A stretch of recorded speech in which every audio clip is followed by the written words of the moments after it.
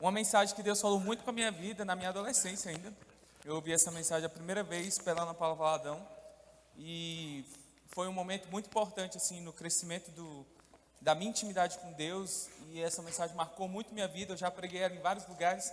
Acredito que até alguns irmãos aí que vão estar assistindo já devem ter me ouvido falar essa mensagem.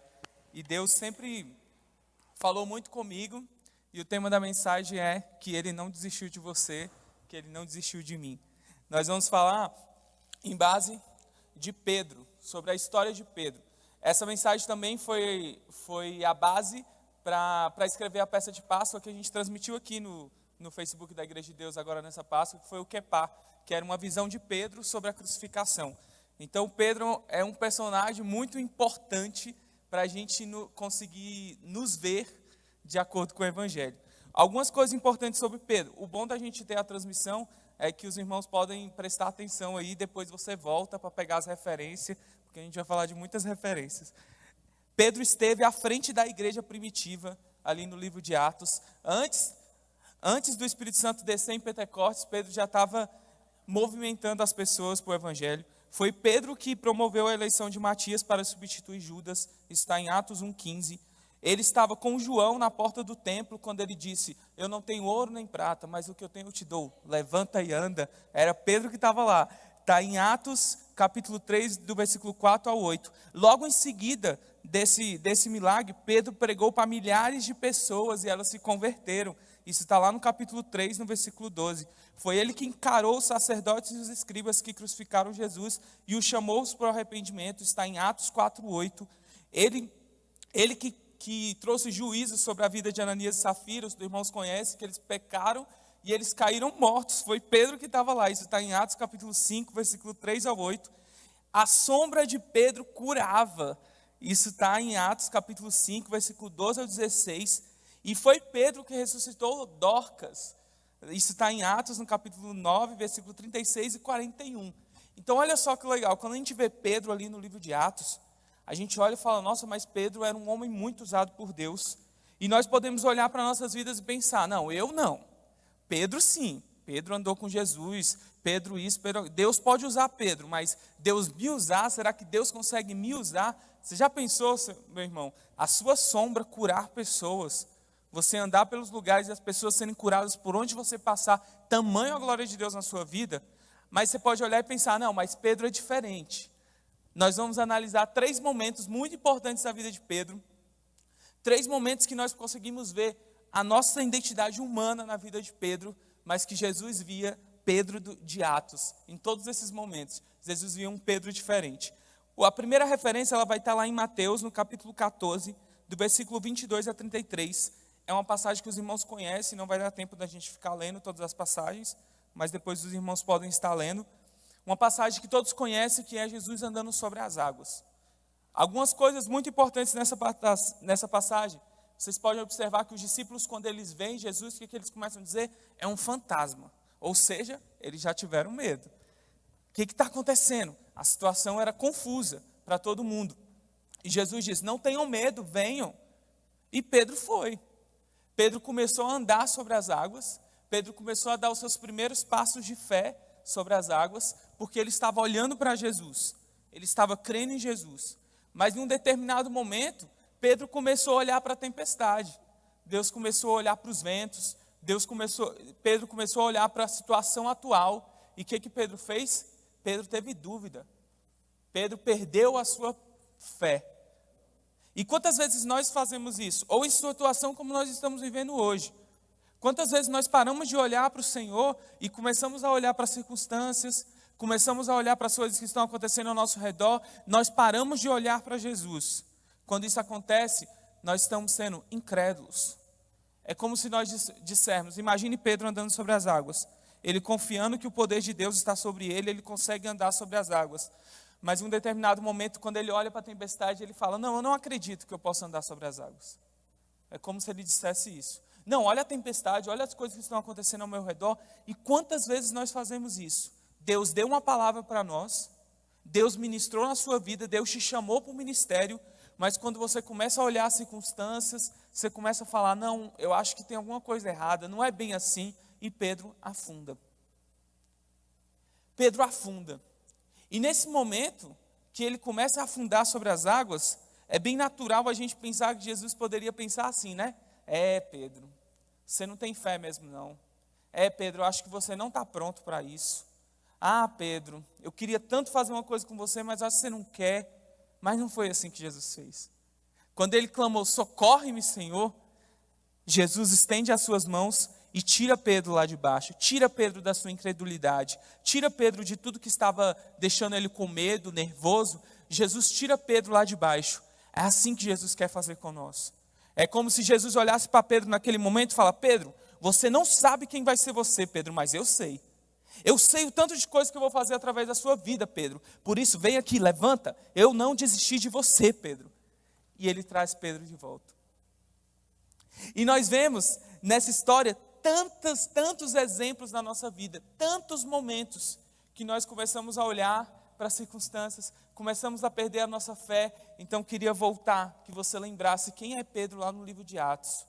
É o mesmo Pedro que está aqui no livro de Mateus, mas depois de ter passado por um processo com Jesus, e Jesus quer fazer esse processo na sua vida, Jesus quer fazer esse processo em nossas vidas. Um outro exemplo que nós vamos usar está em Mateus no capítulo 16, no versículo 13 a 26, também é outro texto muito conhecido. Jesus chega nos discípulos e pergunta bem assim: o que as pessoas andam dizendo a respeito de mim? Quem elas pensam que eu sou? E os discípulos falam: uns dizem que é Elias, outros dizem que é alguns dos profetas. Aí Pedro vem e diz: não, tu és o Cristo, o Filho do Deus vivo. Neste momento Jesus olha para ele e fala: não foi ninguém que te disse isso, não foi uma revelação humana, foi o próprio Deus que te disse isso, Pedro. Você teve uma revelação de Deus agora. Aí você consegue imaginar de uma forma bem humana, Pedro naquele momento. Com certeza Pedro ficou muito feliz. Olha só, eu recebi uma revelação de Deus. Deus falou comigo, diretamente comigo, olha que forte. Alguns instantes depois, Jesus começa a falar sobre o que deveria acontecer com ele. Eu preciso sofrer, eu preciso morrer, mas eu vou ressuscitar, as coisas devem acontecer assim, são assim que estão escritas. Aí Pedro chama Jesus e fala: vem aqui, Jesus, eu acho que não é bem assim não, acho que você não tem que sofrer essas coisas, não é bem assim. O que Jesus fala? Uma palavra dura, né? Afasta-te de mim, Satanás. Jesus repreende as palavras dele naquele momento. Sabe por quê? Porque Satanás não queria que Jesus fosse para a cruz. É através da cruz que nós estamos aqui hoje. É através da cruz que nós temos a liberdade de chegar mais perto de Deus. É através da cruz que nós recebemos a graça. É através da cruz que todo o evangelho foi construído. O diabo não queria que Jesus fosse para a cruz. Então, quando Jesus escuta aquelas palavras, ele sabe que aquelas palavras não estão vindo de Deus, não está vindo de Pedro, está vindo de Satanás. E você imagina a cabeça de Pedro naquele momento. Nossa, mas alguns minutos atrás, eu tive uma revelação de Deus. Eu consegui entender que ele é o Filho de Deus. Eu consegui dizer isso para as pessoas. Ele me elogiou na frente de todos. E alguns minutos depois, ele mandou eu sair de perto dele. Satanás, me chamou de Satanás. Quantas vezes isso acontece conosco? Quantas vezes nós recebemos algo de Deus e isso se torna soberba dentro de nós? Quantas vezes nós recebemos uma mensagem do Senhor, nós recebemos dons do Senhor, nós recebemos tantas coisas de Deus, mas nós começamos a nos encher daquilo. A Bíblia fala que nós temos esse tesouro em vaso de barro, para que o poder que tudo excede venha de Deus, não de nós. E nós muitas vezes fazemos isso, meu irmão, são muitas. E o que nós damos espaço? Nós damos espaço para a nossa carne. Nós começamos a falar por nós mesmos. Nós começamos a falar muitas vezes pelo diabo. Muitas vezes começamos a duvidar da própria palavra que é de Deus. Você imagina o próprio Jesus dizendo: eu preciso morrer, eu preciso passar por... Não é bem assim. Quantas vezes nós fazemos isso? Quantas vezes nós lemos a palavra de Deus e não é bem assim. Não é assim que tem que acontecer. Não, tem alguma coisa estranha aqui. Quantas vezes nós só queremos ler na palavra o que é conveniente a nós? Quantas vezes nós fazemos isso? Eu imagino Pedro muito triste nessa situação. Mas no próximo capítulo, é como se Jesus olhasse para Pedro e falava: Pedro, eu não desisti de você, vem aqui comigo, vamos subir no monte. Jesus chama 3 discípulos apenas, e eles sobem ao monte, o monte da transfiguração, onde aconteceu algo sobrenatural. Imagina a cabeça de Pedro, mas eu não estou entendendo nada. Uma hora ele mandou afastar dele, porque eu era Satanás, outra hora ele me chama para subir no monte, para ver essa coisa maravilhosa. O que Jesus está querendo dizer com isso? Jesus via aquele Pedro de Atos. Jesus olhava para ele e sabia tudo que ele faria através da vida dele. A mesma coisa Deus olha para nós. Muitas vezes nós pensamos, eu falo isso porque eu já pensei muito isso, meu irmão. Nós olhamos a nossa vida e pensamos, será que Deus tem alguma coisa para fazer através da minha vida? Eu sou tão pequeno, eu sou tão fraco, eu sou isso, eu sou aquilo. Quantas vezes nós olhamos para nós e falamos, nossa, eu sou tão confuso em algumas coisas, eu não consigo nem me concentrar em uma ideia fixa às vezes.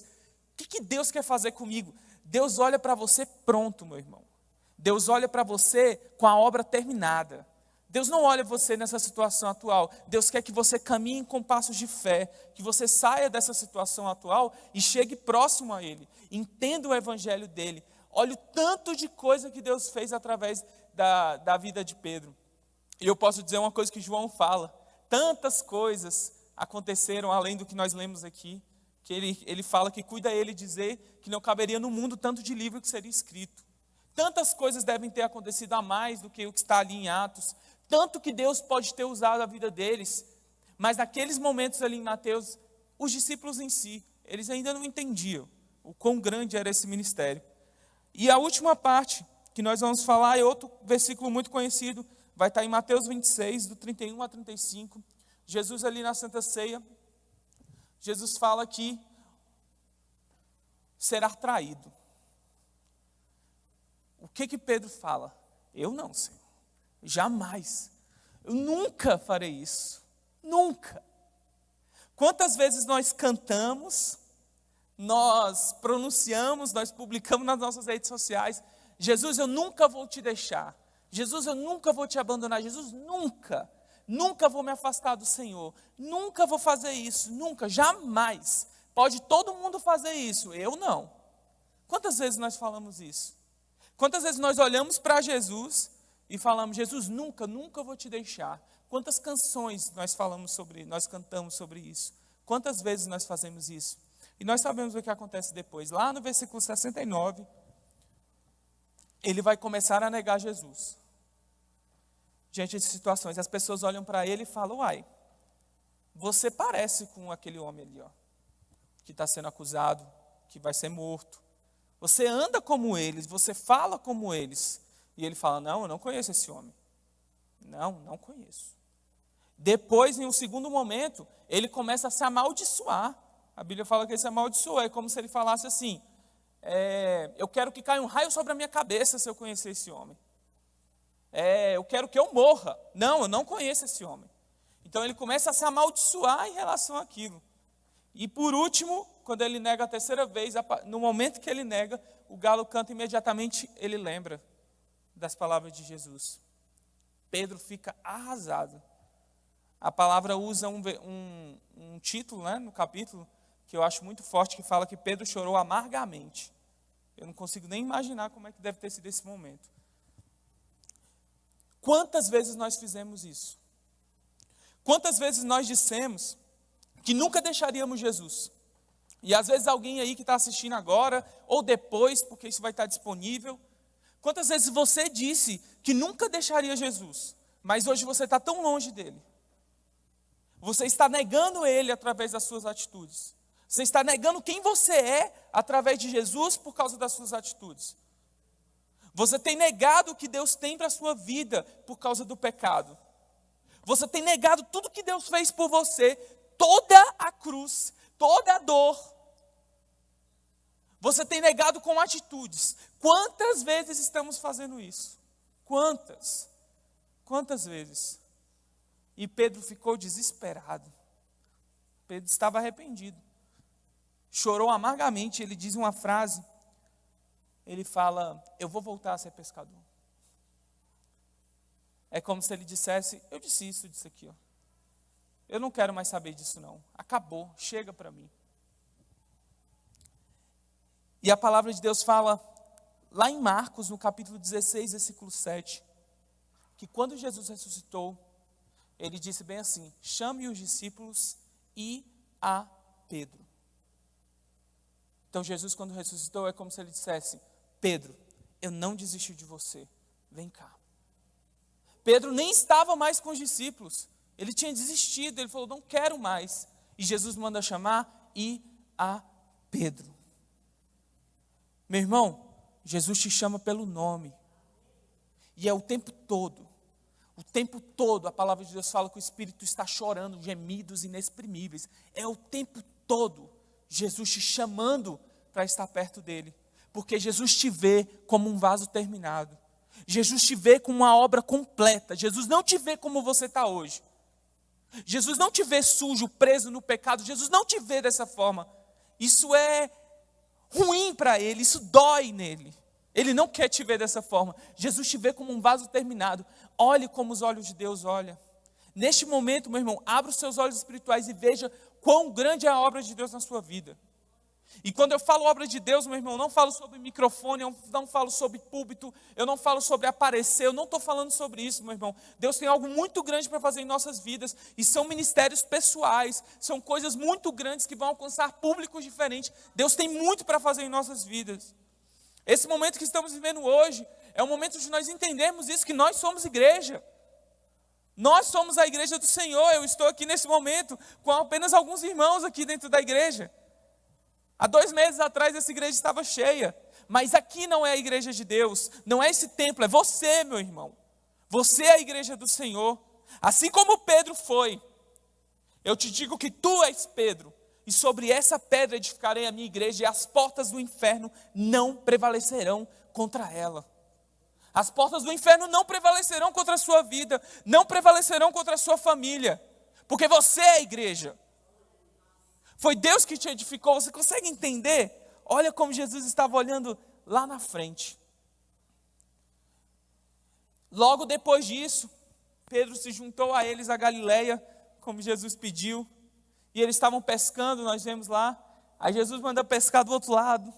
Vem muito peixe. E eles vão lá. A Bíblia fala lá em João, é muito legal, que eles estão meio confusos. Eles ficam: será que é Jesus mesmo? Será que é ele? E eles sentam, vão comer, e quando Jesus começa a falar, eles: não, é ele mesmo. Aí Jesus chama Pedro, fala: Pedro, vem cá, vamos conversar. Pedro, você me ama? Claro que eu te amo, Senhor. Mas você me ama mesmo? Claro que sim. Então cuide das minhas ovelhas. E ele pergunta pela 3ª vez: você me ama, Pedro? Então apacenta as minhas ovelhas. E Jesus te pergunta hoje: você me ama? Pregue o evangelho. Se você me ama, guarda essa palavra aqui, ó. Você me ama, cuide das minhas ovelhas. Você me ama.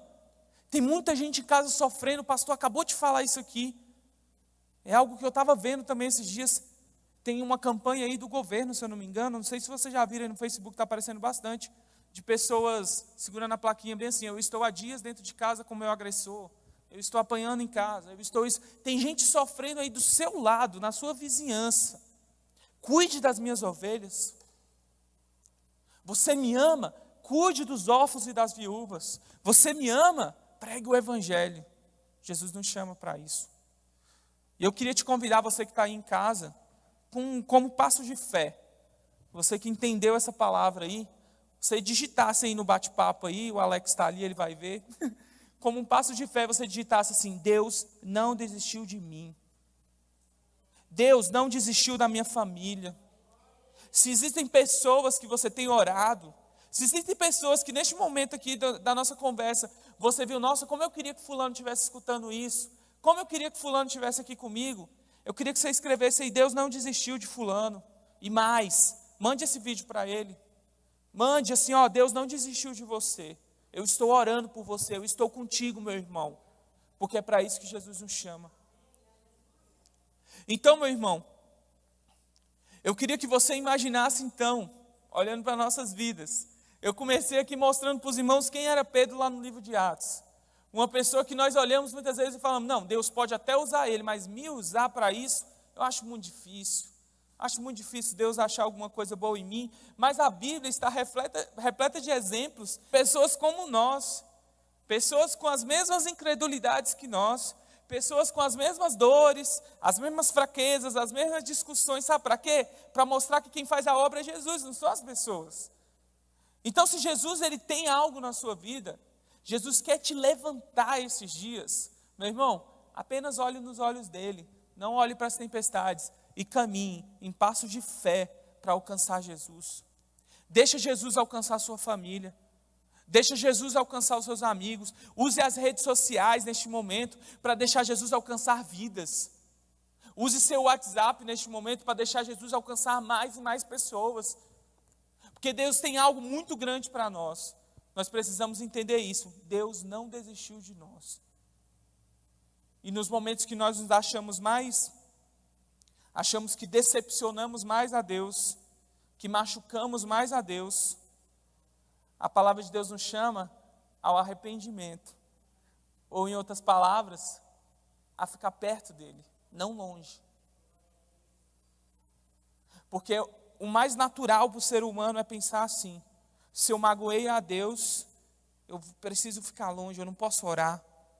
Se eu magoei a Deus, eu preciso ficar um pouquinho longe, acho que Ele está triste comigo. Não, Ele quer você por perto, é na fraqueza que se aperfeiçoa o poder de Deus. Então, meu irmão, se você se sente fraco hoje, se você se sente triste hoje, eu queria te dizer uma coisa: Ele te recebe do jeito que você está, sabe por quê? Porque Ele não te vê dessa forma, Ele te vê com a obra completa. Ele olha para você e vê um homem cheio de Deus, que até a sua sombra cura. Ele olha para você e vê um potencial tão grande para a mudança dessa geração, para a mudança da sua família, para a mudança da sua casa, que isso não é tão importante. Arrependa-se. Busque a Ele. Deus quer se aproximar de nós. Se aproxime dEle. Não se perca nas suas verdades, nos seus conceitos. Se prenda em uma verdade, Jesus. E essa verdade está aqui, o manual está aqui, tudo está aqui, tudo está aqui. Não existe uma revelação pós-Bíblia. Então receba da palavra de Deus cada dia mais na sua vida, meu irmão. Então você aí na sua casa, leve essa palavra para outras pessoas, deixa Deus usar a sua boca. Use, fale para outras pessoas: ei, Deus não desistiu de você, Deus quer te usar, Deus tem algo para fazer na sua vida, eu creio e por isso eu falo. Deixa Deus te usar para isso, meu irmão. Que Deus nos abençoe no nome de Jesus, amém?